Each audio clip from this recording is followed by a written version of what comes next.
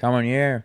James Daniels has been nice for us, but he's coming up on a big payday. I don't see him taking less money to stay. Do we trade him or ride it out?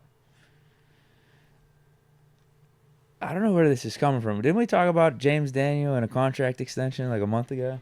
Yeah. I don't know where the thought of him getting this big payday or like we're like pressed to potentially trade. It's like this do or die type of thing that we got to do right now with him. I think you just ride it out. Yeah.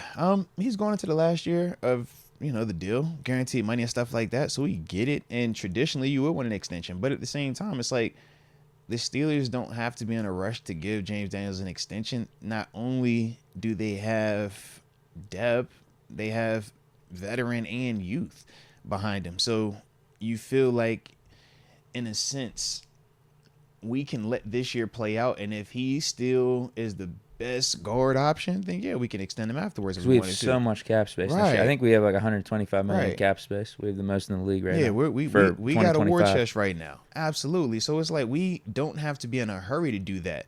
But at the same time, say he struggles this year, say he gets injured this year, and now we get a chance to see a Nate Herbig a little bit more or a Mason McCormick a little bit more. Now it might change how we view him. We might say, you know what, you're a little bit more expendable because we feel very confident in our young guys. That's the only reason why I would say I don't think you have to be in a hurry for the Steelers to pay him right now, but I also don't think you have to be in a hurry to move on from him either. And that was the part, kind of what we said, what I was alluding to earlier with the would you trade Ayuk for James Daniels. It's like, I love what Ayuk brings to the table as a receiving threat, but I also know what it has felt like at times when our offensive line could not protect. And we would say it didn't matter who was running routes. If this quarterback doesn't have enough time, it's killing us. And that was the whole purpose of us going and getting a Broderick Jones, going and getting a Troy Fautanu, going out there and paying for Isaac Seumalo, going and getting James Daniels when we did, because prior to James Daniels, we had Trey Turner, right? And we said at times, even with Trey, it was like, yo, that's the vet. But if that's our best offensive line right now, man, we're struggling.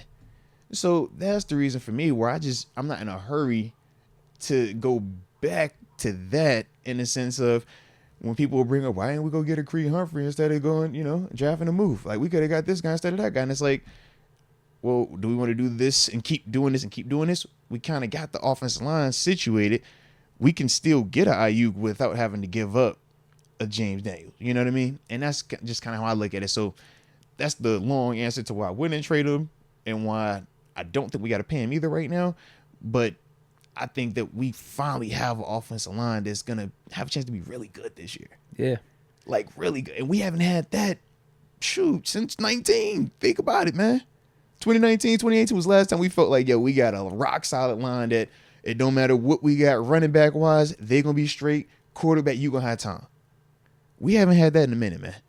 And I think that that's going to change how we view our offense also, because that opens up a lot more avenues for him.